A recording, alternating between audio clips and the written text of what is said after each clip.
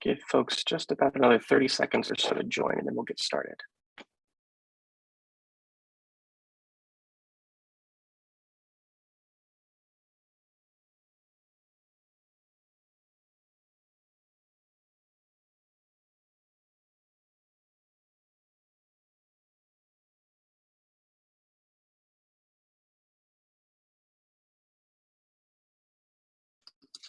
All right, go ahead and get started. Well, hello and welcome to Environmental Justice Litigation Part 2, Federal and State Initiatives and Litigation Hurdles.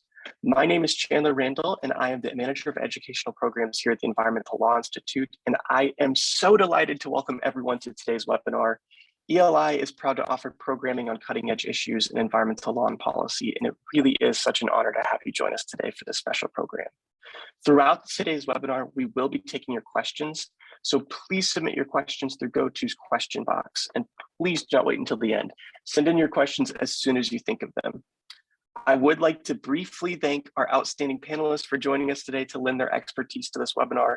And while they will be introduced, the full speaker bios are posted on our website at eli.org. And I strongly encourage you to check out their full expertise and experience there. As we begin, I would like to very briefly introduce today's moderator, Mallory Medellin.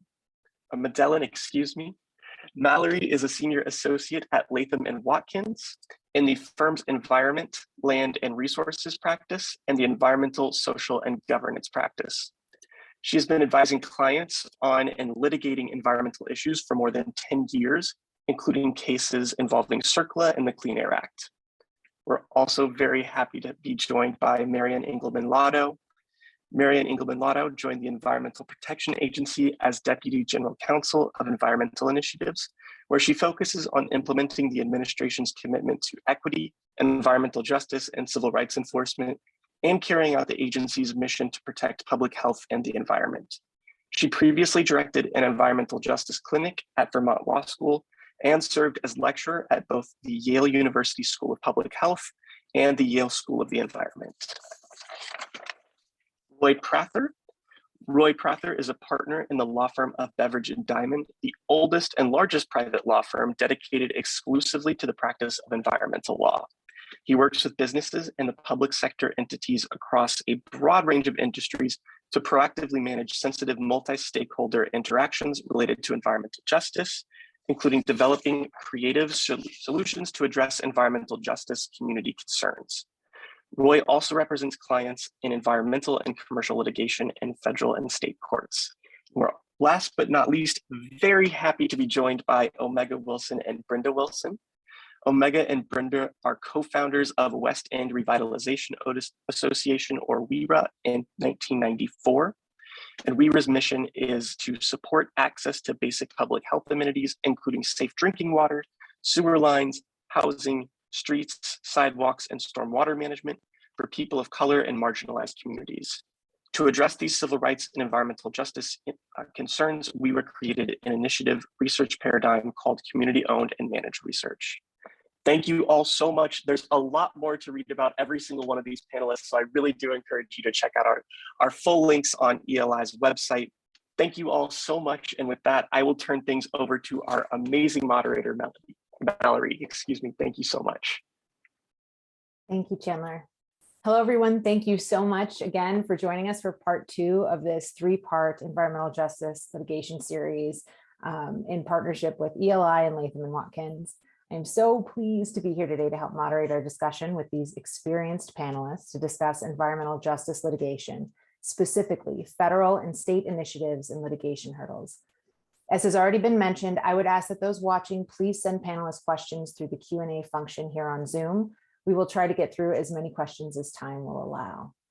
With that, I think we are ready to begin.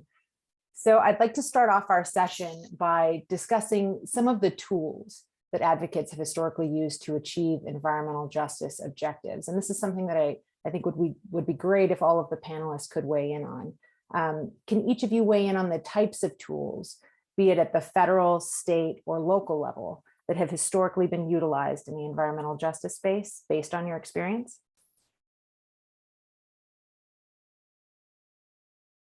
Who wants to go first? Sorry, I'm always having a struggle there with the mute button, but thanks, Mallory. Happy to kick us off. So I'll start with the federal, and I'm definitely interested to hear from Marion and as well as Omega and Brenda. But at the federal level, as I'm sure many of the people attending know, there's not a overarching environmental justice statute that people can refer to or use in order to, say, bring a claim or enforce some requirement related to achieving an environmental justice related goal.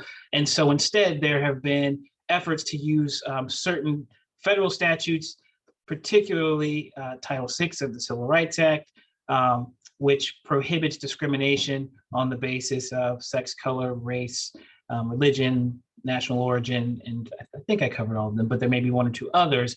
But basically, in the operation or basically in the operation or activities in relation to an individual or community. And so particularly as it pertains to government contractors, there are restrictions on actions that may be taken that could be deemed to have a disparate impact or otherwise discriminate against a protected group. Now, one of the, well, we'll get into this a bit more, but there are limitations on the ability to use that statute for purposes of trying to pursue an environmental justice objective. And I don't want to jump ahead too much, so I'll just reference a couple of other quick things. Many of the major environmental statutes, your Clean Water Act, your Clean Air Act, NEPA, they have provisions that allow citizens to bring litigation suits for, let's say, violation of a permit or a regulatory requirement and act as kind of private attorneys general to enforce those statutes. Now, those statutes aren't crafted to necessarily directly tackle environmental justice, but they do address or regulate issues that will actually impact environmental justice communities. And so that is, those are statutes that some may be able to use to force activity from a regulated entity or from the government to address a concern, whether that's related to air emissions or clean water and issues of that nature. I don't want to dominate the time, so I'll pass it on, but needless to say, there's basically a bit of a patchwork of also state statutes that have been passed that specifically prescribe certain activities or provide certain protections to communities, and it runs the gamut across the country. We'll talk about that a bit more, but I'll pass it to Marion or Mr. and Mrs. Wilson to continue that discussion. I'd like to say, Oh, please, Omega, go ahead.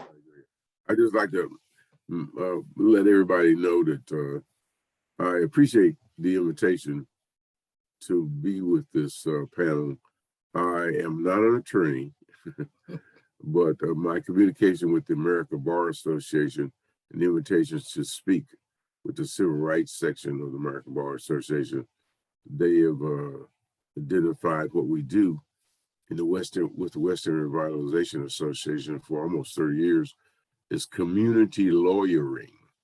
It's a tongue twister, but it means something. So one of the things that we did starting in 1999, because we had issues with local and state governments and city officials not addressing environmental justice issues based on the introduction, safe drinking water, sewer streets, just things that people take for granted often in white communities that they have their taxes paid for, but they were not included and they were not addressed in MEBIT. Of course, we found out they were not addressed all over the country, especially in the South, right, in the African-American communities. We could not get any attorneys to formally address it for us, even though we were in consultation with some pro bono attorneys. So we were encouraged to write an administrative complaint ourselves, based on what Roy has just said, Attorney Prather just said about Title VI of the Civil Rights Act. But we also reference the Environmental Justice Executive Order 12898 that was signed by President Clinton in 1994. So we had 1994 to support the Title VI, and the lawyers we were communicating with didn't think we would have much of an opportunity to get a positive response at the United States Department of Justice because there was no law for environmental justice. And what we were doing, it apparently didn't seem as though there were any precedents. But within 10 days, the United States Department of Justice put a moratorium on a multi-million-dollar highway corridor through Mebane and created mitigation procedures for corrective action for safe drinking water, sewer, paving of residential streets in and around Mebane. So we use the administrative complaint process. We have never filed a legal action in court, but we have used the administrative complaint process on many occasions. So I'll stop there, and that's been one of our successful pieces. And I'll later on in the discussion we'll share some actual legal action that we have asked to be involved in. Thank you. Thanks so much. And I hope we do return back to the use of Title VI of the Civil Rights Act of 1964, as well as prohibitions against discrimination on the basis of disability and sex, which fall under some other related statutes. So many thanks to ELI and the organizers of the session, as well as to my fellow panelists, Roy and Omega. It's really an honor to be here. I want to acknowledge when we ask about what types of tools have been used, that the environmental justice movement has been driven by members of the community who have organized to have a meaningful say in choices that affect the health and environment of the community. And we're hearing from Omega today, the tools that they have developed drive this movement. And they include education, research, public participation, organizing, media, protest, as Omega said, community-owned and managed research, and other forms of activism. As I'm sure we'll talk about from its earliest days, these actions, community-owned and managed research and activism, have driven the movement and created the pressure for the development and application of legal tools to advance environmental justice. In this administration, President Biden and Administrator Regan have called on EPA to pursue a comprehensive approach to advancing environmental justice and equity, including communities of color, indigenous communities, low-income communities, and other communities who have been historically marginalized and underserved. And this involves using the full array of laws authorizing action. So it's hard to pick out one when we're thinking about the comprehensive approach here.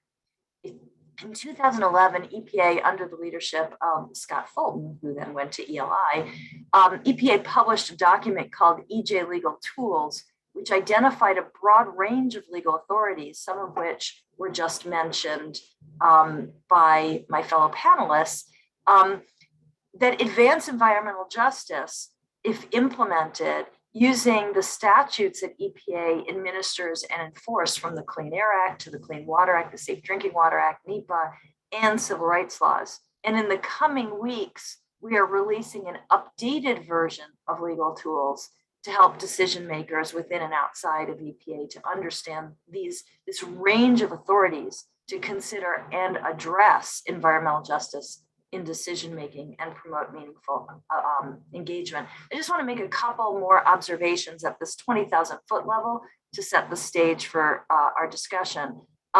First, to be clear that environmental justice includes both procedural and substantive requirements. Of course, they're connected, but many of our laws at the federal, state, and local level include opportunities or requirements for public participation and engagement. And at the federal level, I think of requirements such as NEPA, or now advisory groups like the National Advisory Justice Advisory Council, or the WEJAC, the White House Advisory Council, which was created in this administration. At the state level, I think of historic environmental justice laws like in Connecticut, where for more than a decade, certain types of permits, the applicants had to develop an EJ plan and submit them for approval. So these focus on enhancing notice and engagement and voice for affected communities. At EPA, we recognize that ensuring environmental justice and equity is not only a procedural issue, but it's central to the mission to protect the health and environment of the people. And we have to focus on addressing the distribution, the concentration of environmental benefits and burdens. So that's a second piece that I hope we focus on. And finally, I know that many of us participating today are lawyers or law students, but legal tools must be understood in tandem with the types of tools I started with. EPA has guidance, for example, on methodologies on how to integrate environmental justice into decision-making, and we work in tandem with community-based research scientists and others who are providing the information and analysis on which we can make decisions to advance environmental justice. So we have to think about the legal piece as one of the legs of a stool, and but it is by no means the primary set of tools to advance environmental justice. Thank you. Thank you very much, Marion, and thank you, Omega and Roy, for your comments. Following up on that, I think the second question is really effectiveness, right? And this kind of builds on what you were saying, Marion, of the types of legal tools in particular available. Are there ones that have been particularly effective, and are there new legal tools or new guidance? You mentioned that there'll be new guidance coming out, Marion, but since the Biden administration has come to power, has there been new guidance that has come out that has been effective or helpful in managing these environmental justice issues? And then we've got a very specific question, but one that I think is on point with regards to some of the regulation changes with NEPA. But I'll leave that question for the panelists now, which is, what's effective? What legal tools have been effective? Maybe we'll reverse the order and I'll jump in. So I'm going to resist narrowing us to legal tools, because I really think we have to think of the legal tools in tandem with these other tools. So if you'll indulge me, first of all, to take a step back, there's this question of metrics. How do we determine what's most effective? And ultimately, we have to determine that by what happens on the ground. It's not just intuitive, it is, what are we doing to address these disparities in this concentration of pollution in some communities? So one of the things that I think is exciting and is in EPA's strategic plan, in our goal 2 of the strategic plan for the next 5 years, we have committed to identifying at least 10 indicators of disparities that can help us track whether we're making change in the ground. And for a long time, we've thought of environmental laws as sort of universally addressing problem and trying to ratchet down the amount of air pollution or the amount of water pollution, which is extremely important. But we haven't developed those kinds of disparities indicators. I think about disparities indicators that are published at the US Department of Education or Health and Human Services, where we look at not just length of life of the so-called average American, but is the length of life, is the disparity in the length of life between people of color and white folks, or between people of a particular race and another race. Are those disparities coming down? That helps us look in the mirror and tells us whether we're being successful at addressing those issues of justice. Just a couple other thoughts about what tools, having said that about metrics, what tools are effective. Well, first of all, I do want to say advisory groups at the federal level, like the NEJAC and now the WEJAC, are an important voice, and many states are now developing advisory groups as a mechanism for input on both climate and environmental justice issues. Mapping tools at the federal level, EPA has made EJ Screen, which is a visual representation of data that allows public access to layers of information about demographics, environmental exposure, and more recently, health status. Of course, tools in themselves aren't effective, it's how we use them. But many states are also developing mapping tools to use them to try to target resources and target attention where they're needed most. And California has led the way with CalEnviroScreen, but there are more than 20 states with CDC-funded health trackers online and all kinds of visual representation of mapping. Of course, EJ law and policy is a big bucket, but I want to call out that the EPA's Office of Enforcement and Compliance Assurance has issued 4 memoranda directing enforcement staff to strengthen environmental justice in civil regulatory, criminal, and cleanup enforcement program, and to use available tools. And of course, some of the state AGs are also developing offices on environmental justice to really target enforcement in EJ communities. And finally, as you may recall, one of the executive orders that President Biden signed when he came into office, EO 13985, called for every federal agency to evaluate barriers to achieving equity and environmental justice.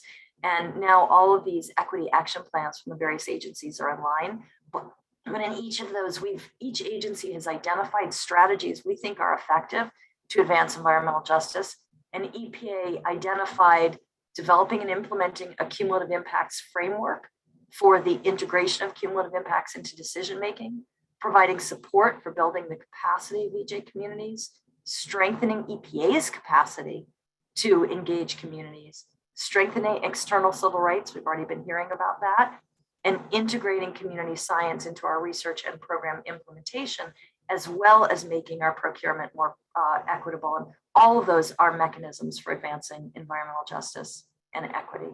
Thanks. Happy to discuss any of them further. Thank you, Marion. I'd like to, for mentioning the community-owned and managed research model that we developed here, we were over 20 years ago.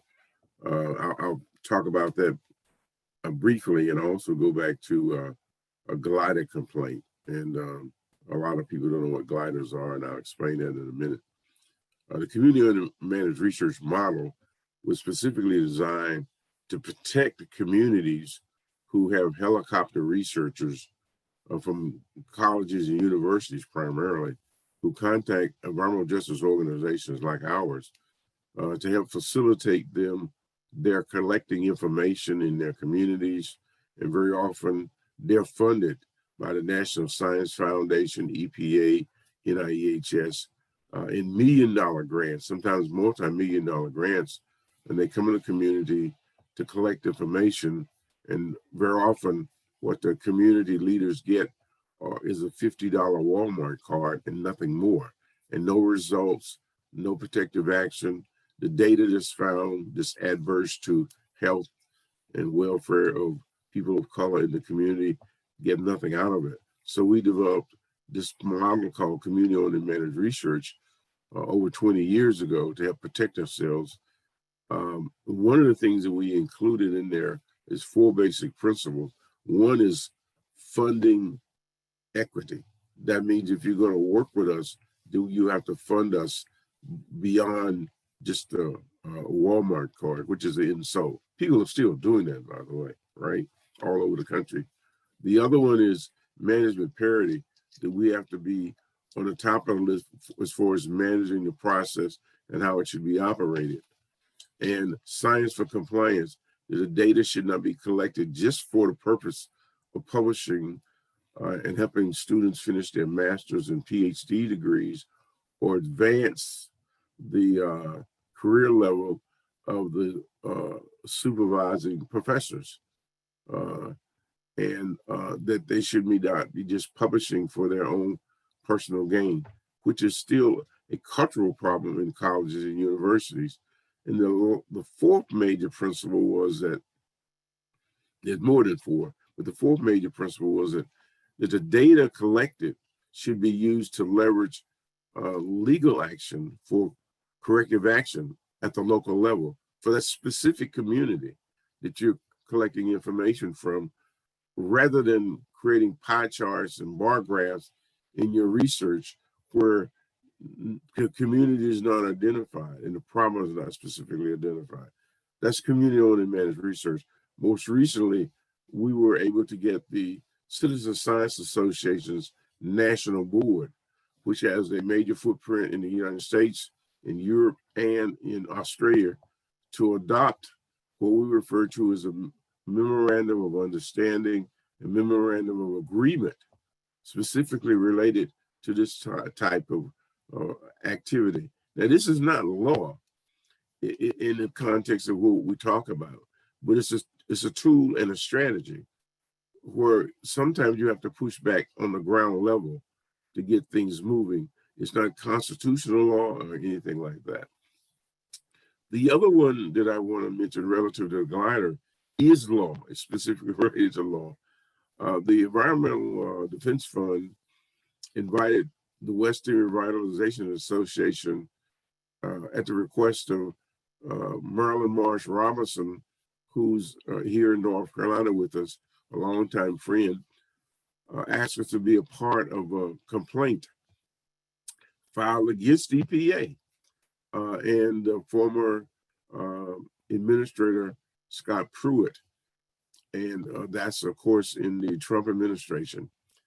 And what he wanted to do is allow glider trucks, that's an old engine, put in a brand new diesel tractor that pulls cargo across the country.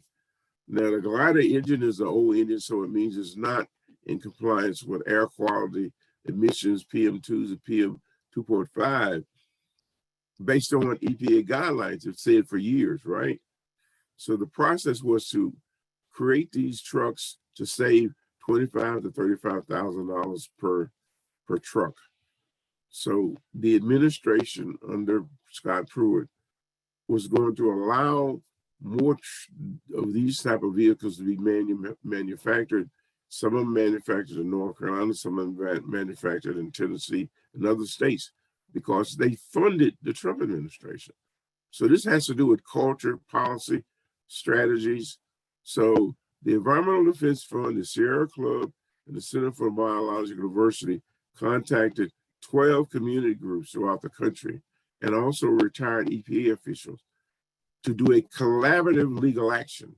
It was over 200 and some pages long in the court in Washington, D.C., Court of Appeals. And within a matter of days, and this is in July of 2018, it won. And it stopped the expanded manufacturers of these kind of diesel emission engines. This has nothing to do with science. It just had to do with politics and strategies. It had nothing to do with current law. It had to do with administrative power coming out of the office of the president to actually evade current air quality standards that were already in place. So we were fortunate enough to be invited to be a part of that, and it won. A lot of people don't know about that. They don't know what a glider is. Most people never heard of what a glider is, but that was a code name that was identified. So we were part of that. It won. We appreciated the opportunity to be involved. As it turned out, the only signature in the state of North Carolina that was on that complaint was the Western Revitalization Association and Josh Stein, who is the Attorney General for North Carolina. So there was very few signatures in the whole southern part of the United States that supported this major historic complaint. Thanks a lot. Mecca, I have a quick follow-up question for you as it relates to some of the community research work you were talking about, and it's one that's been raised by some of the folks that are watching and somewhat generally. How helpful or not is it having current environmental and public health data at your disposal in terms of your advocacy? And a follow-up to that is, what kinds, structure, and duration of data is most helpful in environmental justice advocacy in your experience? Thank you. It's extremely important. Our organization was founded in 1994 when contractors paid by federal monies, state and federal, to build an interstate highway through West End, right where we're sitting, in the room where we're sitting, through this community. And those contractors were valid contractors that were paid over and over again to do research relative to how to design highway corridors and where to put them. But in this particular case, and I'm sure in other cases, they determined that we didn't exist when they drew the maps, these great, beautiful maps, the map showings, the public hearings. We went to them to see what was going on, and we didn't exist. So how could they do these maps and do all this data research, and the Black and brown communities didn't exist? So we put our own information together and filed complaints against not only the contractors, but the state and the county and the city, right? that was what created the basis for our complaint that we mentioned with the United States Department of Justice earlier. So we refer to it as ground truthing. The term ground truthing we got from Mustafa Ali when he was a major official, career official at the Environmental Protection Agency, the senior environmental justice advisor. So we encourage people at the community level, regardless of what the contractors say, and some of these contractors are your local colleges and universities who are actually paid to come in and do this kind of work. When they completely whitewash you out of existence, to collect your own data, create your own maps. It's a lot easier to do it now because you have MapQuest and you have other kinds of mapping tools that you can use to identify your communities, identify your populations. So we had to do it ourselves. A lot of people are resistant in doing this kind of stuff because they conclude somebody is being paid $300,000 to map your community and screen you out, then you have no way of fighting them. But we did, and I know other communities have done the same thing too, like Margaret Gordon in San Francisco, Juan Perez in Texas. So we still encourage people to collect your own data and file it in a formal way, not just verbally, but in a formal way, like we did. Thanks a lot. Mallory, this has all been excellent, and I think Omega identified something as part of the tools discussion. You referenced advocacy, and I figured I would just jump in on the litigation piece of this as well, because that ground truth thing is not only essential for that advocacy, but it also is kind of the fundamental aspect of what will determine how a court acts in any litigation that comes. And it's not just current data, it's going to be data, historical data, that whatever has been collected and is available, whether that relates to emissions or other activity in that community, because that's going to inform the impact. Because one of the issues as it relates to risk assessment that has come up oftentimes when we talk about environmental justice communities is that there are analyses that can be done today that can talk about, the world as it exists today, all of the different, activities going on in relation to that community and what the kind of impact of those activities are. But that gives you a snapshot in time that doesn't capture that there's been a lot of activity going on for decades that have had an impact. And if you don't factor those cumulative impacts in, then you're not getting an accurate picture of what the burden actually is on the community. And in the litigation, and we're seeing it even in the NEPA context in terms of for projects where there's an assessment being done of potential environmental impact, courts are now requiring that, for purposes of completing that analysis, there needs to be some evaluation or assessment of what those prior impacts were and how that whatever current and anticipated impacts, how those will relate to what's previously been done. And all of that's going to be driven by data. And the beauty of kind of where things stand today is that it's easier than ever to actually gather data, whether that's citizens gathering data, whether that's just the tools and the technology available to measure certain things, or what's just being tracked now. There's more and more information available to the public and to various stakeholders to assess and be informed about what's actually going on and how to approach addressing, what usually is a whole myriad of issues in relation to a particular community.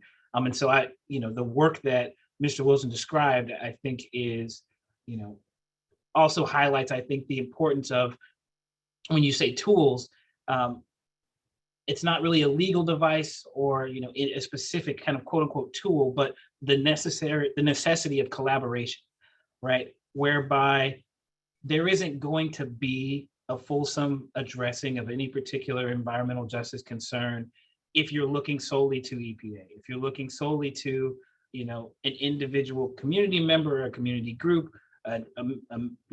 individual company to address that concern, or local authority, because as was illustrated by the issue that Mr. Wilson described when he was trying to make things happen, there are so many players in the mix, and you have to be able to, one, have information shared among them, have an understanding of what's trying to be accomplished and how to go about doing that. And you have to be at the table to make that happen too.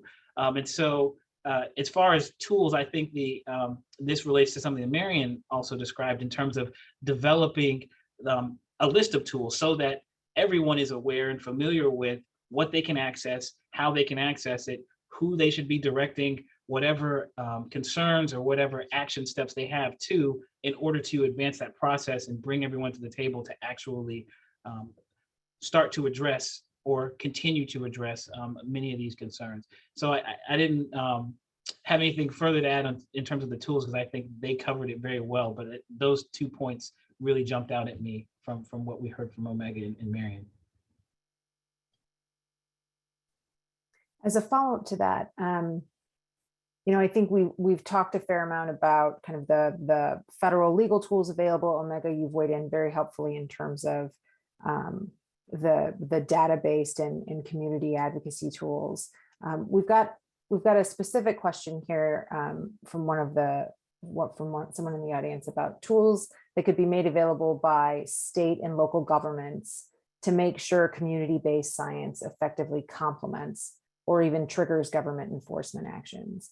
So, I open that up to any of you. Have you encountered anything really on the local level that gets at the question here?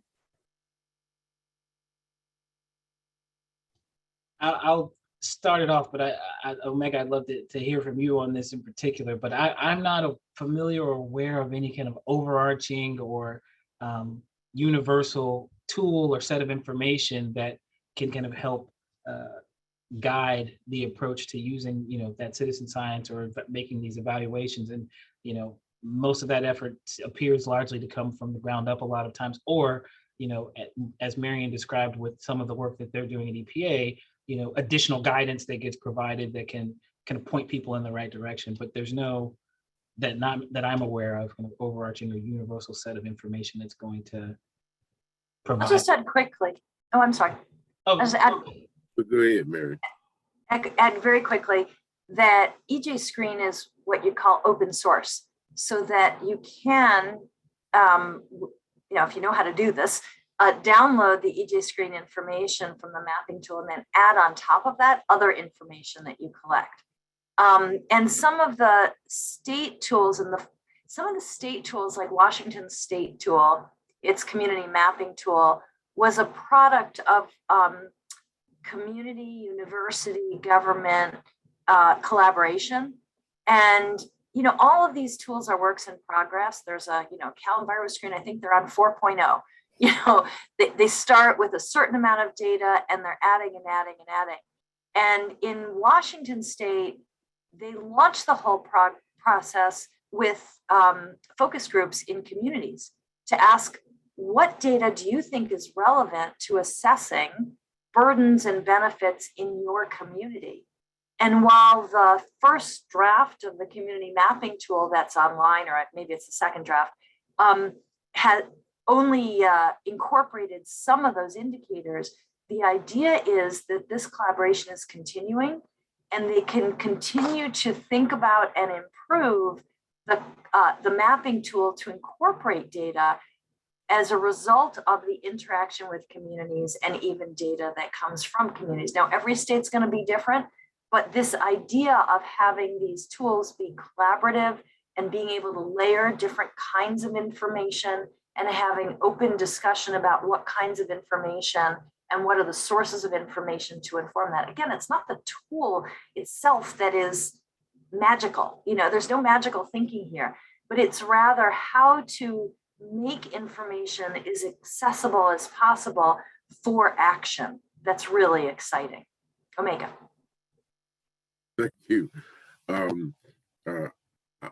I think one of the things that's important here is how community people operate and how they get things done, and sometimes successfully and halfway, and sometimes not at all.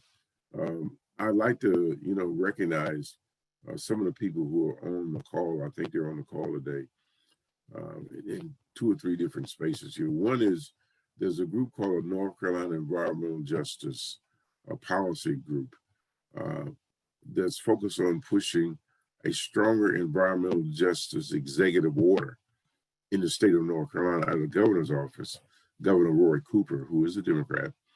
The state legislature is controlled by Republicans. We say red and blue for a kind of way of saying it.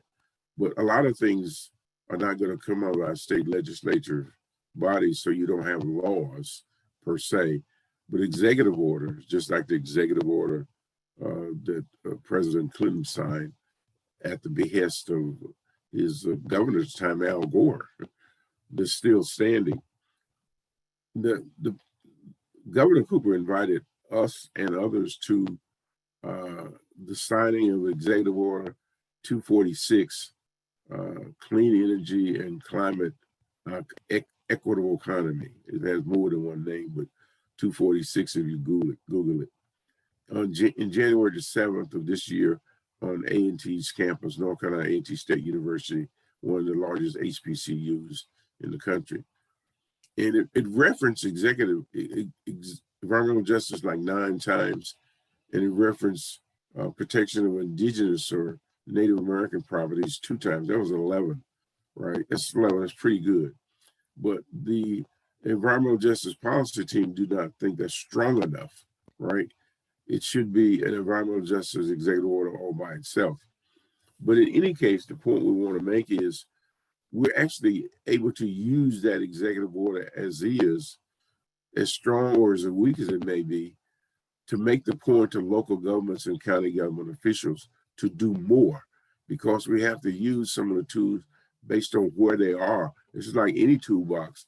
You can give a toolbox that looks like the one that professional car drivers use that you haul around in a trailer, or you may have a toolbox that looks like the one you buy at Walmart that you can carry in your hand. I mean, it just depends on what you have and how you use it. But in any case, we're working with the governor's office and his staff, because the governor of North Carolina is still hiring people in his cabinet to be environmental justice leaders for the state. And at the same time, he is asking us to be a part of the team that will train those leaders. I mean, it's reality, because they're able to be hired by the state government, but they don't know that much about environmental justice. So he reaches back to the community and says, help us train these people to do a job to help you. Help us help you. It's a complicated thing, and a lot of community people don't want to do that. Some of the people who are working on that is attorney Chandra Taylor, a senior attorney from the Southern Environmental Law Center up and down the coast of North Carolina. She's stationed in North Carolina with a friend, a loyal friend for many years.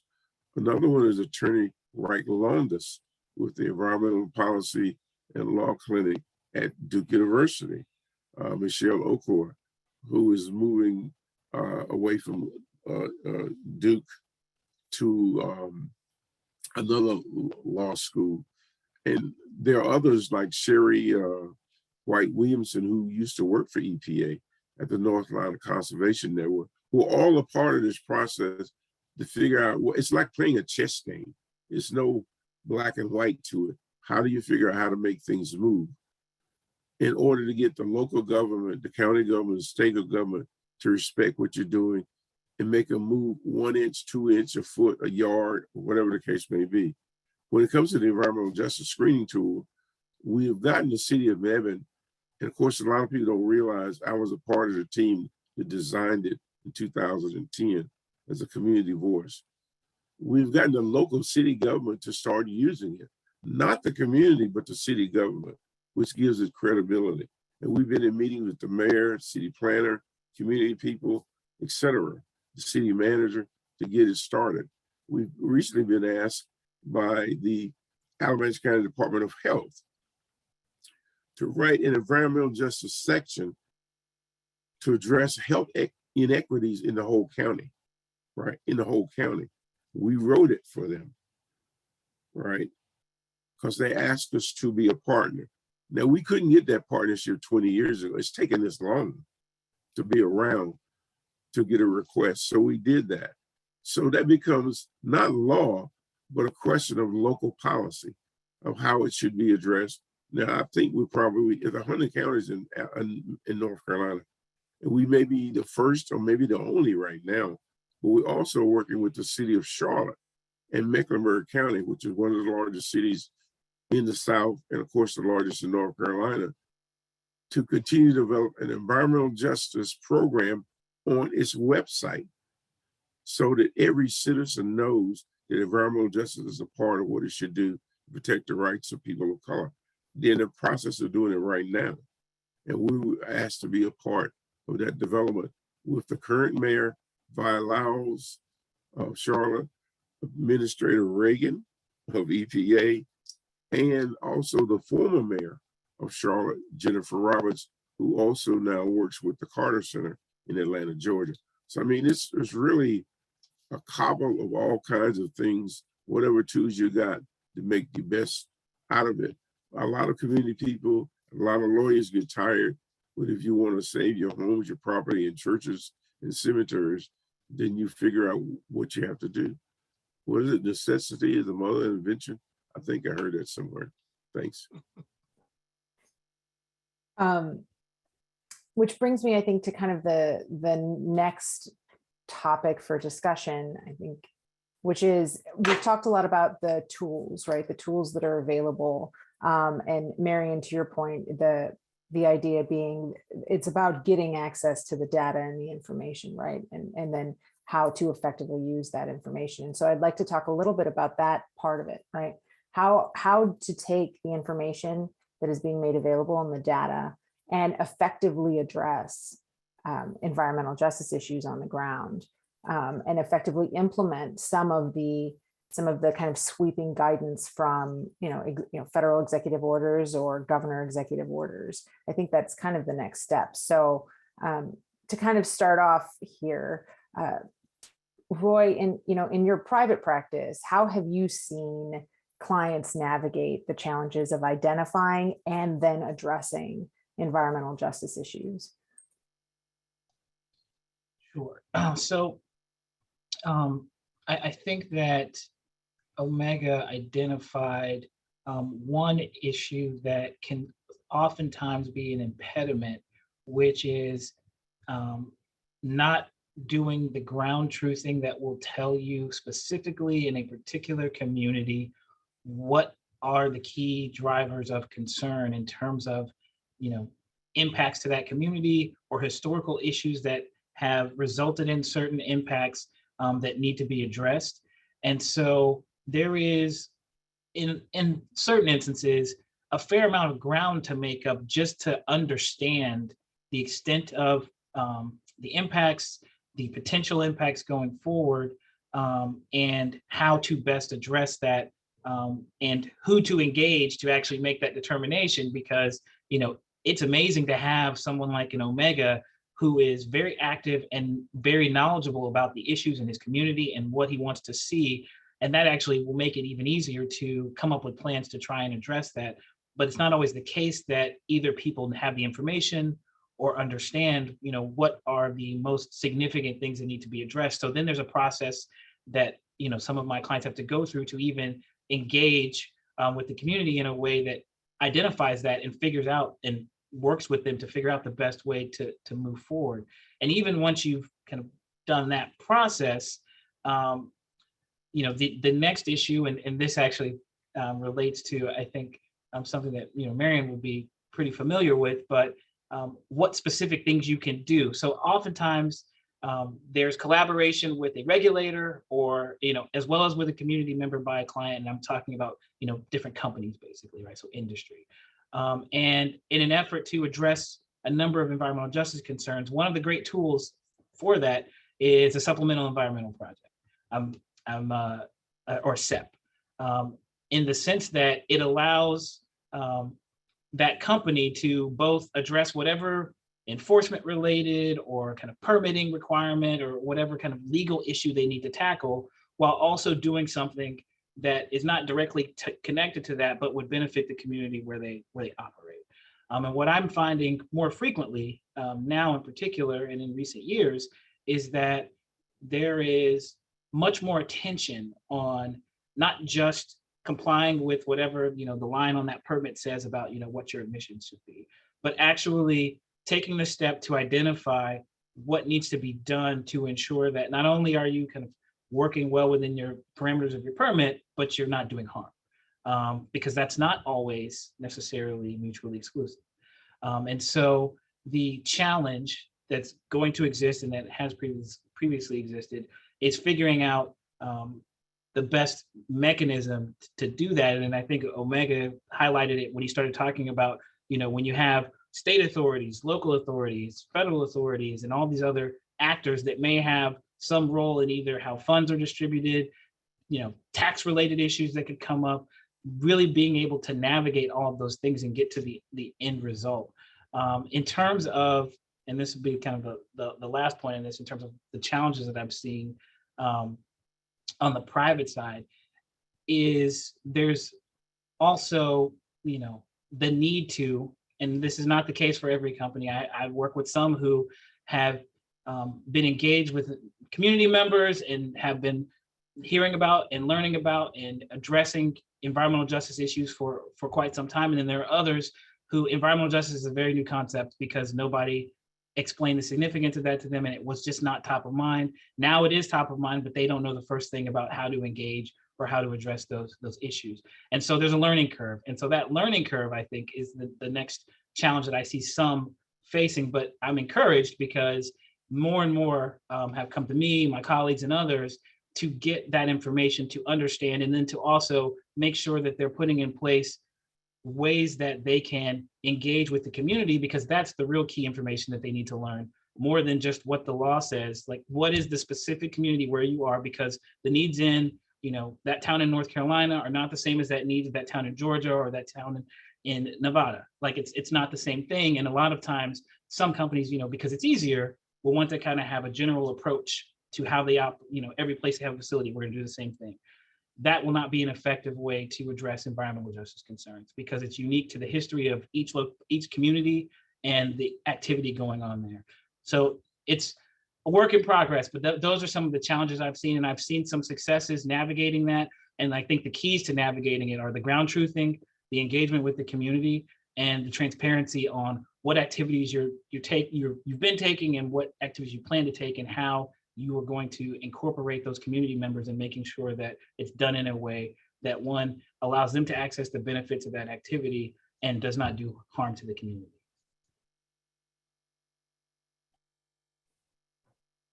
Marion, from your perspective, can you speak maybe a little bit to some of the institutional barriers or potentially some of the successes that you've seen on the federal government side, in terms of, obviously there's the development of these strategies, these environmental justice strategies by the departments, but the implementation part of it. Can you speak to that a little bit? Let me give three hopefully quick examples, starting with the question you were asking about how we integrate data and information to not only identify but address problems, and then sort of success and challenges. So first, I saw in the chat someone asked a question about Justice 40, and Justice 40 is a good starting point for integration of data. So Justice 40 calls on us to deliver, and this is under Executive Order 14008, tackling the climate crisis at home and abroad, signed by the president in the early days of the administration. It calls on all agencies to deliver 40% of the benefits of certain federal climate, clean energy, affordable and sustainable housing, clean water, and other investment programs to disadvantaged communities. And so how do we do that? You need data. You need to start with, where are the disadvantaged communities? It's not imaginary. You need to be concrete. And at EPA, we have 6 pilot programs. They're on specific things: reducing lead in drinking water, Superfund, and other really important programs. And as an aside, the Office of Management and Budget has made clear that in administering Justice 40 and our grants programs, we have to have systems for holding recipients of federal funds accountable for compliance with civil rights law. So all of this requires really thinking about, how do you identify disadvantaged communities? How do you bring data to bear? And there's been a lot of discussion about that. So that's one example, and sort of grants and grants administration and really trying to do this dramatic shift to get resources where they're needed, taking data into account is really important. And we're doing something pretty dramatic here, especially at the time of the infrastructure money going out, really thinking about where are resources needed most and trying to gather that information to identify that. Second, in specific instances. So I mentioned before that we have enforcement policies and other policies to really lift up the most disadvantaged and overburdened communities. But we know that these policies need to be accompanied by very meaningful action that translates into change on the ground. So just one example that's really about using our partnerships and leverage rather than our direct regulatory function. Some of you may have heard about this facility, General Iron. General Iron 2 was the largest metal shredder in Region 5, which is the Chicago area. It was located in Chicago's predominantly white and affluent Lincoln Park neighborhood on the north side of Chicago, where it faced significant community opposition. And in 2019, plans were made for the operation to close in Lincoln Park, and then a new operation to reopen as Southside Recycling in a predominantly Latino neighborhood in the southeast side of Chicago. And I saw Richard Groh asked a question about how we take into account intentional discrimination. Well, there were complaints filed with EPA and with HUD about whether or not this move or this set of decisions, closing down in the north side and opening in the southeast side, were discriminatory. And I'm not going to comment on open investigations, but just note that was a question that was raised. The owners argued that the facility would be cleaner with a larger footprint, allowing for greater buffers. But when we came into office, there were hunger strikes and really significant community opposition fighting the relocation of this facility. EPA's Region 5 and our programs looked at the data. We looked at EJ Screen, and we found that the neighborhood that the new facility was supposed to be in already ranked very high for all kinds of pollution levels, like fine particulate matter and air toxics and respiratory hazards, et cetera. And so the administrator, after talking with Mayor Lightfoot, who had a pending permitting decision in front of her, wrote a letter to the city saying this really raises environmental justice and civil rights concerns. And he called on the mayor to put a pause on this decision until she had time to really assess these disproportionate impacts and do an environmental justice analysis, again, connecting data with decision making and in a way that engaged communities. And Mayor Lightfoot put a pause on the decision, did what's called a health impact assessment, engaged communities in a very short period of time to try to turn around this decision, and then denied, based on the data and the information and the history of non-compliance in this industry, denied the permit in the southeast side, citing the history of non-compliance in the industry and risks to health. So that made a real difference to slow things down, look at the data, and understand what's going on. I'd love to talk about the success and failures and challenges in the civil rights community, but I'm gonna put a pause so other people have a chance to speak, and then maybe we can get back to that.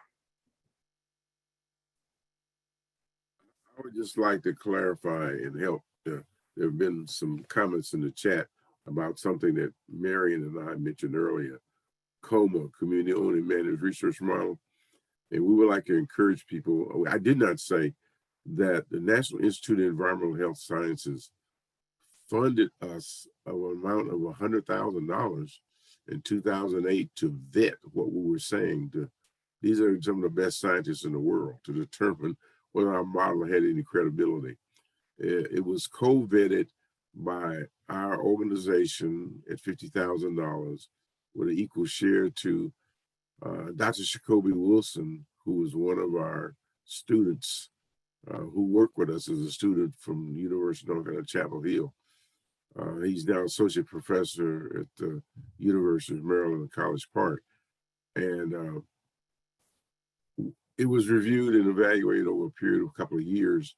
And then several years later, they came back and said it was one of the best models out of 250 some or so that they reviewed that community groups had used. They put it in the top 5 or so of 24.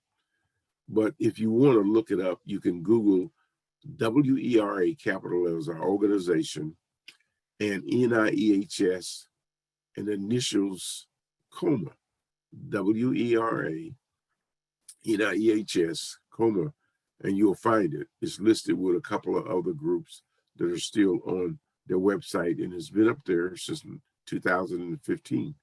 So that'll help answer part of those many questions that keep coming through and chat about that. So I'll stop there for a second. Thanks. Thank you, Omega. One question I do have for you is, in your experience, what have been some of the barriers and some successes to the actual addressing of environmental justice issues? We talk a lot about the work required to bring them front of mind, but what have been some of the barriers to actually addressing and implementing proposed solutions in the environmental justice space? I think one of the things, and Marion and I have had a chance to talk about this so many times, because we were in meetings, in private meetings, off the record meetings, I guess you might say, with the former EPA Administrator, Lisa Perez Jackson, a series of those, and we sat elbow to elbow sometimes, is this whole question of saying, okay, we have these federal laws in place for air quality, soil, water, drinking water, etc. And we were saying that even though you have those statutes in place, they've been around for decades, but when you're in the South and other parts of the country, clearly they're not complied with. The local governments we're in region 4 of EPA, and that's the mega area of the former slave states. And I think most people know what we're talking about. Some people call it the Old South. It's very red politically, right? And local governments and county governments and state governments just shoo off these regulations. They're not interested in complying unless you file legal action and legal action and legal action. The laws are there. They know they're there. So I think one of the biggest barriers is just culturally, one, a lot of Black and brown people and Native American people just have run against the wall so many times, sometimes they stop. There's just no way of getting around this. So they stop complaining. The other one is the racial barrier hasn't gone away. It didn't. Some people thought it was going to just kind of dissolve when President Obama and Biden were in office, but we had some pretty close conversations with some friends of ours. We said, no, it's not going to dissolve. People are going to be building a stronger wall because this is the first person of color as a president of the United States. And they did. We see it right now. So the racism involved in pushing back against laws that protect people of color, women, etc., the LGBT community, we see it. We hear about it on the news dozens of times every day today. So I think one of the biggest things is some people giving up because of the obstructiveness all the way from the White House and the United States Congress, especially against civil rights laws, Roe versus Wade, etc.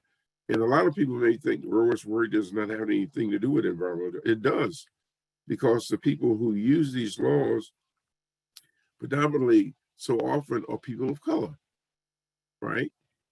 And they're in Black and brown and poor communities, Native American territories.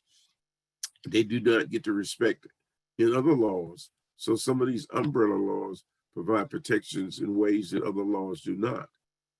So we encourage people to work collaboratively where they can and do not give up And I think one of the failures is asking people to come to public comments and meetings, and you have 3 minutes to talk or 2 minutes to talk. Put your information in cogent writing, structured writing, and those formal comments you make, file those with your local state government, file those with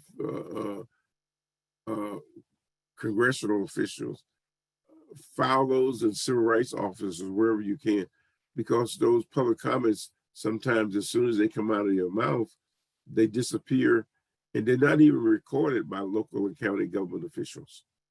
They mean very often very little to them. Thanks. Mr. Wilson, I have one quick follow-up question. It's been pending here in the Q&A for a moment, but I think it works with what you were discussing in terms of putting your comments in writing and building on what you had said earlier about collecting your own data and the power of that. There was a question here about guidelines available for the standards the data should meet, because in some instances, states have disregarded, data as insignificant if not coming from a particular source. And Marion, I don't know if you can speak to that a bit as well, given the use of the federal tools, maybe that assists on this front, but I wanted to raise that question to you, Mr. Wilson. I think the word data for community people may not be the proper word. Is information. You know where your streets are. You know which ones are paved or not paved. You know where you have lack of safe drinking water and sewer. You know if you live in a house where the water comes out brown and you're paying for it, or you're on a well and it's a well that you dug and you're trying to get some corrective action. You know that. So if you identify your street and identify other neighbors, we have been in meetings with the city of Mebane when we filed a civil rights complaint in 1999 against the city of Mebane in Alamance County, North Carolina. Alamance County is a county that still pays money to protect a Confederate monument in front of a courthouse. That's the county we live in. For a lot of people who may not know where Alamance County is, very conservative on the political side, very conservative on the racial side. So when we talked to the city of Mebane officially years ago, the public works director stood up and said that the streets we said that were not paved at all and had water and sewer on them, didn't have water and sewer. He recounted that that was not true, that he had looked at them today and they were paved and there was water and sewer. I mean, sometimes you just hear absolute blatant lies from local government officials. So that's the reason you have to take your own photographs, and you can do it easy with a cell phone now. Put them in your Word, in your boxes. They don't have to be real cute, and write your information down and identify who you are. This is my house and this is my street that I live on. This is where my grandmother lives, my father lives, and actually counter what state and public officials and government officials and sometimes contractors. Some of the biggest problems we had in Mebane relative to highway corridors, roads, and other kind of things being built were contractors who were paid $500,000, $300,000. They created some of the most quote unquote credible data that was full of lies. We knew where we were, we knew what was on the ground, and they continuously put information in there that was absolutely blatant lies. They knew there were lies, but they were paid to do this. So do not think that contractors who are doing these kind of environmental impact statements in your community are doing it based on data. Sometimes they're doing it based on politics and the favor of the government. They're answering the question for what the government wants you to do, and they're paid to do that. So we found that to be happening in Mebane and Alamance County and North Carolina and other cities over and over and over again.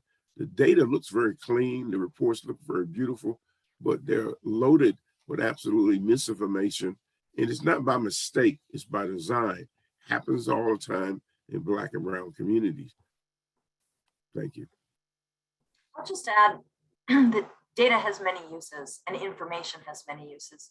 And so there are different kinds of monitors, for example, air monitors. And some of them are considered what's called gold standard, and some of them are not gold standard, and they have different levels as seen from government agencies or others of reliability and accuracy. that doesn't mean they're useless. They could in fact be really important to documenting what's happening, documenting trends, documenting changes, and presenting that, even if that data won't be used by a state, locality, or federal enforcement agency. So the question really becomes, what kind of information is being gathered? What is the use for? How do we translate that information into action? And yes, of course, for certain purposes, there are going to be questions about accuracy and verification and QA/QC, quality control, quality assurance. I have been part of, wearing my old hat before coming to EPA, negotiations or discussions between community-based advocates who are doing tremendous work, water monitoring or air monitoring, and at least one state that was concerned about whether this third-party data could be used and in what way. But there was a conversation to be had about how could it be used, and then is there some kind of quality control that could be used by the community organization to allow that data to be used in different ways. So I think it's a really great question that opens the door to a dialogue, or it should, between the community organizations and the state or local government about how are we using this information, how should it be used, and if there are some barriers. As a lawyer, if I go to court, I have to know what the standards are for admission of information or getting an expert to be able to testify on a subject. So just understanding what the standards are, and we can always have a conversation about that, but then making sure we are being clear about how we want this information to be used, and then we can figure out whether it needs to meet a particular set of standards. Thanks. And then I've got one follow-up question, and Marion, you touched up on it briefly on the Justice 40 initiative. It was an early question in the Q&A in terms of how are states supposed to distribute those benefits. And you had mentioned the grants and kind of the check on that to make sure that they are being administered appropriately. But is there anything else you can add to that in terms of guidance for states that are trying to distribute these types of benefits? There's a lot of information online, and there's a lot of information still in development. All of this, to take a step back again, Justice 40 was a provision of Executive Order 14008, and it's still being rolled out. There are pilot programs in various agencies, and then there are sort of next steps and next steps and next steps. So I know there's a real interest in having everything pinned down, but there's still a lot in the works. So the funding or the activities are pre-existing grant programs or pre-existing activities. At EPA, one of the really exciting things that's happening is we have more funding that's going out, say, on water infrastructure in some areas than ever before. So we're able to get a lot more funding to underserved areas. But then there's the question that at least 40% at EPA, we're making commitments that are even higher than that, but at least 40% are supposed to go to disadvantaged communities. And what do we mean by disadvantaged communities? And CEQ has put out information. They have put out a draft of the tool. We talked about EJ Screen before. This is CGEST, which is the tool that's supposed to be used to identify disadvantaged communities. While that's being finalized, the agencies have come up with their own definitions of disadvantage for purposes of giving out funds until the tool is finalized. So without having a one-size-fits-all answer to that, the shorthand is that there's a definition of disadvantaged communities, that you can go to the websites of EPA and Department of Energy and other departments to look for how they are defining disadvantaged communities in the interim to make sure that they're meeting that 40% requirement as they disperse the relevant funds. And excuse me, Mallory, one thing that occurred to me with what Marion was saying is, and I think this also goes back to something that Omega was discussing in terms of locally and the local actors that you need to engage with. You know, once the funds are dispersed through a grant program, there's a process locally by which there will be disbursement of that money for various things. And, you know, among disadvantaged communities, how they've been identified and what issues are kind of getting priority in terms of being addressed. And there's going to be different approaches, you know, depending on what locality you're talking about, whether that's at the state level, city level, or even, you know, local county level.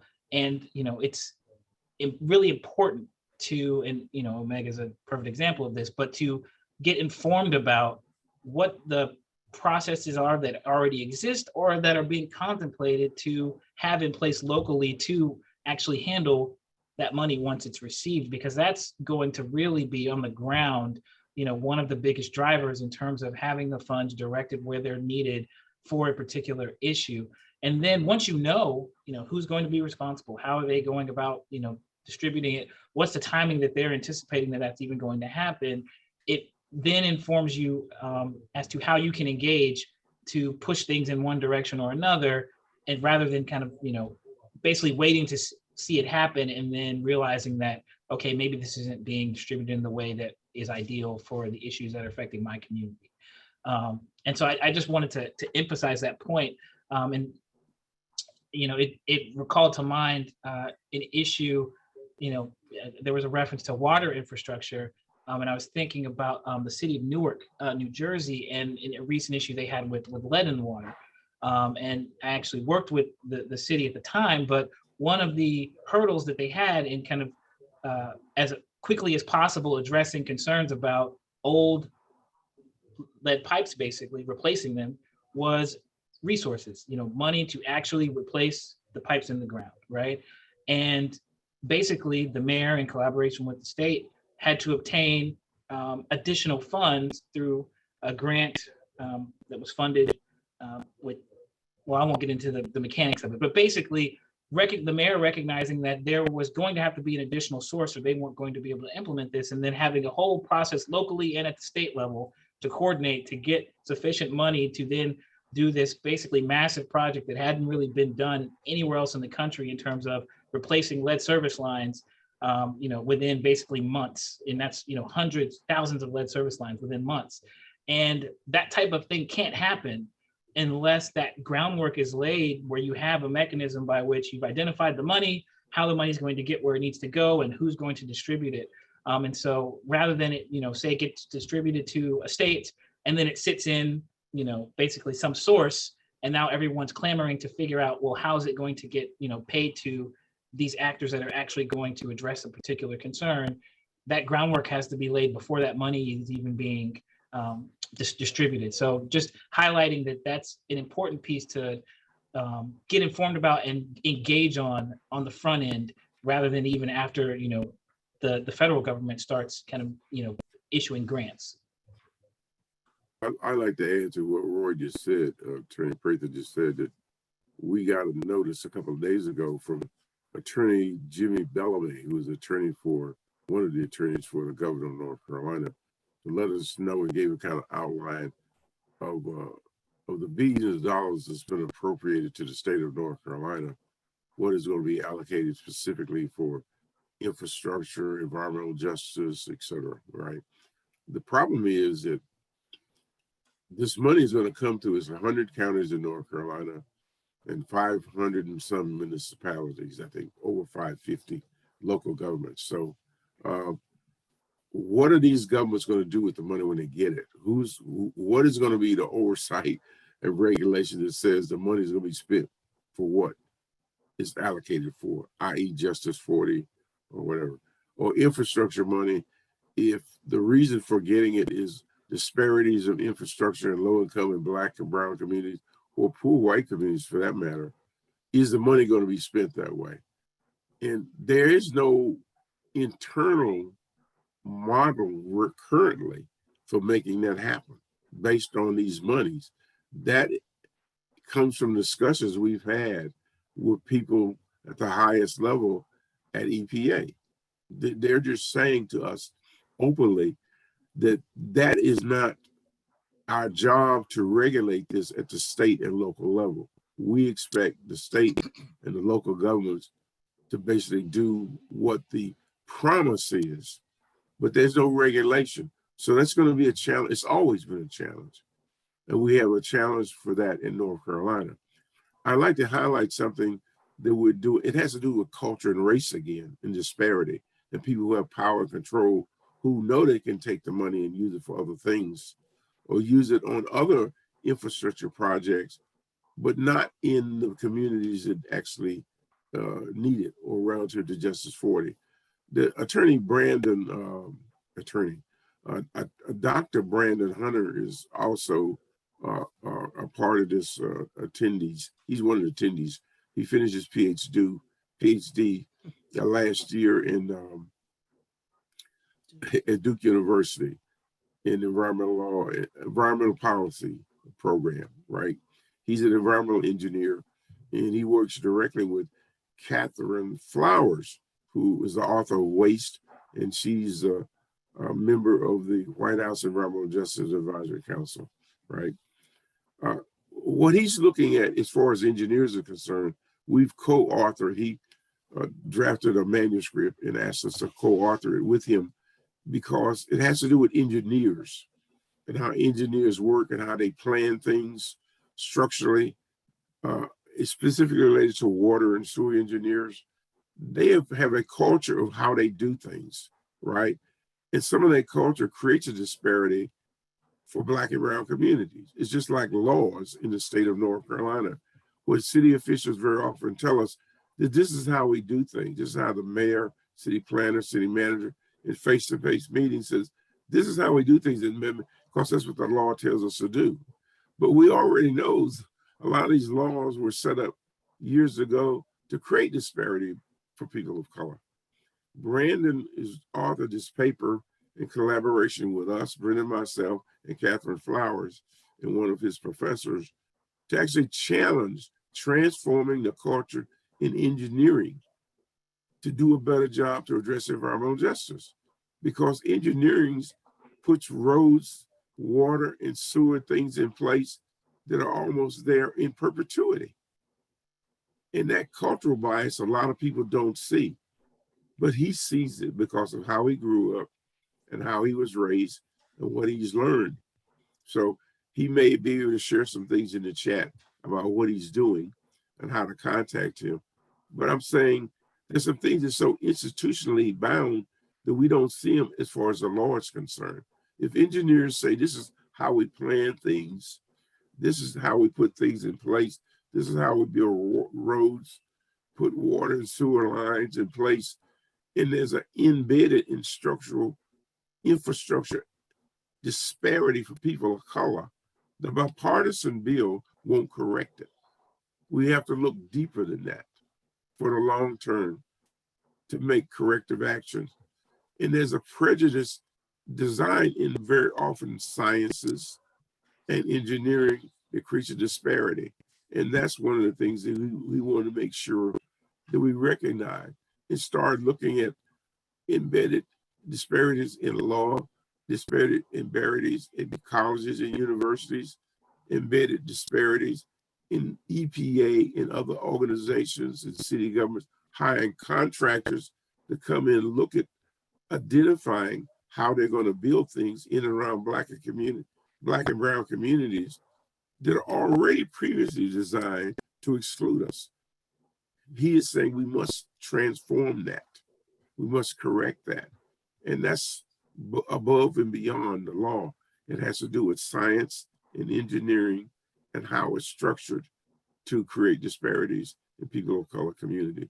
And I hope Brandon can put some things in the chat or in the Q&A that'll help people follow up on that. Thanks a lot. May I jump in just to build on the first part of Omega's point about lack of accountability historically and some of the challenges today. We've said we were going to return to civil rights, and I just want to make sure we really get at, for at least a couple more minutes, the need for accountability through civil rights law. At the top of the hour, Roy talked about Title VI of the Civil Rights Act of 1964, which prohibits discrimination, exclusion, and denying benefits of programs or activities receiving federal financial assistance. So if you get $1 from the federal government, your whole program, your whole agency, whatever it might be, is prohibited from discriminating on the basis of race, color, or national origin. There are other related laws on disability and sex, but this is about race, color, and national origin. And every agency has regulations that define what discrimination is and include not only actions with the intent to discriminate, but also actions which have the effect of subjecting individuals to discrimination. You were asking earlier about some of the barriers. One of the key barriers to enforcing civil rights in this area, although by no means the only one, is that in 2001, in a case called Alexander versus Sandoval, the Supreme Court essentially said, and I'm going to say this crudely, but essentially said you can't go to court to enforce agency regulations that prohibit actions that are unjust, that are have a disparate impact that's unjustified. That is, you can only go to court if you can show intent. But again, every agency has regulations saying if you have criteria or methods of administration which have the effect of subjecting individuals to discrimination, that's prohibited. And so in order to enforce that prohibition, communities have to go to the federal agency, as Omega described he did, went to DOJ, and others have to go to the agency that disperses the federal funds. So this is an accountability measure in a sense. And so when we're dispersing these funds, the Office of Management and Budget has said every agency, if we're going to disperse all these funds, one mechanism for holding people accountable is to ensure you have strong civil rights programs. We want to hear what you're going to do. So at EPA, without going into the history, it's pretty clear from report after report, private and public, the conversations that Omega talked about before, that EPA really has a long way to go to strengthen its civil rights program, which is not, I mean, people have been working, vigorously to strengthen the program, but we have 12 people and there's a long 12 people in the program, and we have a long way to go to be able to create that accountability. So I just wanted to mention that because there is a lot going on in terms of strengthening EPA's civil rights programs to encourage interagency coordination, to provide training to the states, to provide internal training, to integrate civil rights in all that we do, including guidance documents to recipients of federal funds, putting out new guidance documents, creating transparency. There's just a lot going on. So can we turn around this culture? Can we build a strong civil rights program? Well, we are trying, and it is absolutely, it's not only a priority of the administrator and the administration, but it goes hand in glove with the accountability that Omega was talking about with Justice 40. And we're really excited about what we're doing and really trying to turn this around so we have that kind of civil rights program in the environmental space as we would expect to have in employment and education and housing. Nothing's perfect yet, but trying to get onto that into that direction. Thank you very much, Marion. On that note, and cognizant of folks' time, I wanted to kind of ask one final question of the panelists. What are some creative strategies you have seen in recent years to try to address environmental justice issues? And I think maybe this question should be framed in the context of what Marion was saying, accountability, right? So in terms of litigation in holding parties accountable, what have been some creative strategies you've seen in the environmental justice space? One that I like to mention, and we have a lot of collaborative partners that work with this, is something we started a couple of years ago when I was on a call with the Environmental Justice Forum. It is led by WEAC out of New York, Peggy Shepard.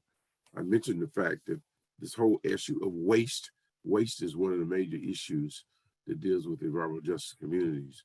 How we deal with so much waste, incineration, landfills, etc.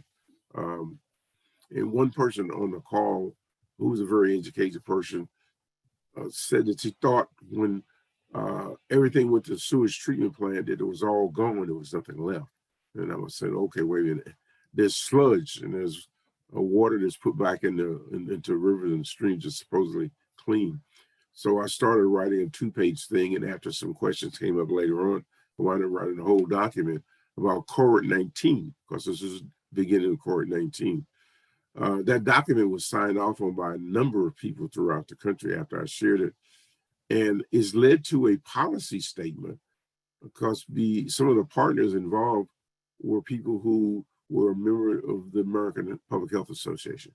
I was invited by Charles Lee, who's a longtime deputy for EPA, to share our comments on a work group with the American Public Health Association, the Environmental Justice Work Group. And now that those comments have been created into a document for policy for the American Public Health Association, because who else is better to speak to questions of health and harm?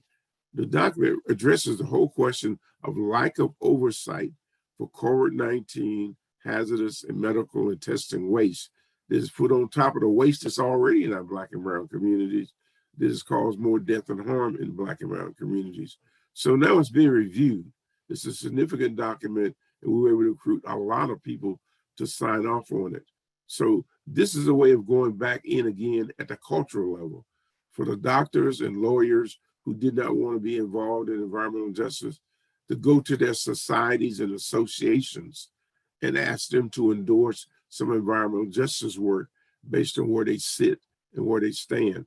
We've done it successfully with the Citizen Science Association, the Union of Concerned Scientists, with the help of attorney and a doctor, Adrian Hollis is working on some of this also. And of course, the American Public Health Association. And we hope that information will be used to drive public policy, because if they approve it, we'll put this on the desk of elected officials to say we have a groundswell of people who are saying you need to start doing something to correct these lack of policies, lack of oversight and regulations at the ground level. Thanks. I'll keep it short. I just wanted to say I'm really excited about strengthening the civil rights enforcement program.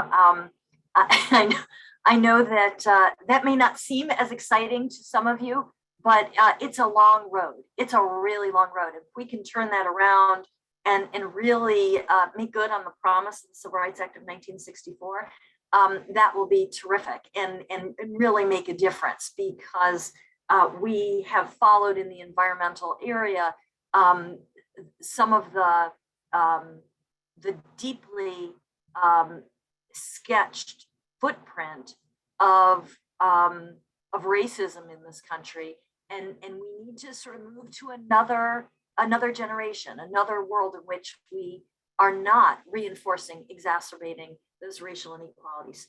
And in terms of an example, that one of the things that inspires me, and I recommend to you, if you've ever read or seen a book by David Smith called Healthcare Divided, which is about the development, sort of the rise and fall of civil rights enforcement in the healthcare area.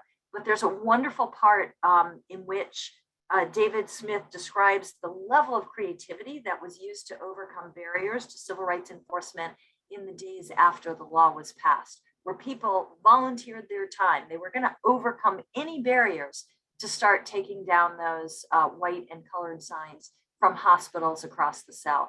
When they weren't allowed to do it, they did it anyway.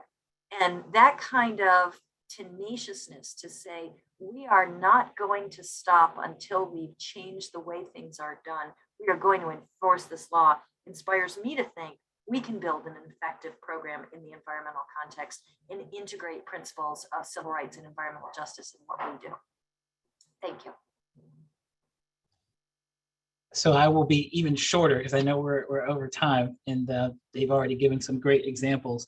But the one other thing I will say is that in terms of creativity, I think that there has been some interesting activity and action taken, keeping in mind that environmental justice touches on such a wide range of issues, whether it's health, the environment itself, civil rights, that the discussion around it often focuses on the civil rights aspect, but there are, like I mentioned earlier, a lot of levers under the environmental laws that can be used to, even if you're not even saying this is quote unquote an environmental justice claim or a discrimination claim, but the end result is we want to address a particular issue that's impacting the environment, which is also then impacting this community. That I've seen creative legal theories and creative actions, whether it's going to an agency and bringing a claim where you wouldn't traditionally do so, and that could be something in the Federal Trade Commission, just to say representations about what activities are going on.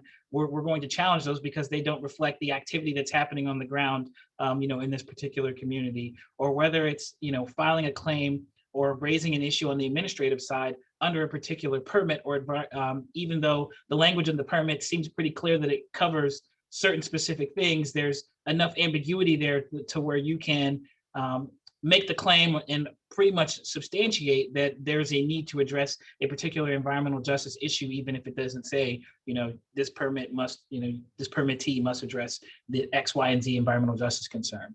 And so it's interesting, and I think a lot of those theories are going to be tested, but because there's much more attention from the administration, from states, from communities, and from industry on these issues, there's probably going to be more willingness to also entertain creative claims under our currently existing environmental laws until there are others that are passed that specifically talk about environmental justice. And that, combined with the enforcement activity that Marion's talking about, will have a lot of room for testing ways to impact what's going on in those communities. And so it's a very interesting and exciting time to see all of this galvanizing to address these environmental justice concerns from really every angle. Thank you. Thank you so much. As we bring the session to a close, I just want to thank our distinguished panelists for their time and insights today and for all their incredible work in the environmental justice space. I would also like to thank ELI for their partnership with Latham & Watkins in putting together this fantastic series. And thank you all for taking the time to attend this session. We hope to see you again in our final session in June. And with that, I will turn it back over to Chandler at ELI. I thank you so much. I reiterate everything you just said. We're so appreciative to Latham & Watkins and for everyone joining us today. Another big round of applause and thank you to our amazing panel. This was such a fantastic discussion and I'm so appreciative of your time today. Just a quick note for those who are interested in receiving CLE. I just dropped earlier a code for you to record down to ensure you receive your CLE, and that code is EJL 2022. Thank you all so much again for your time and attention. We so appreciate it and hope you have a great rest of your day. Thank you all. Thanks all.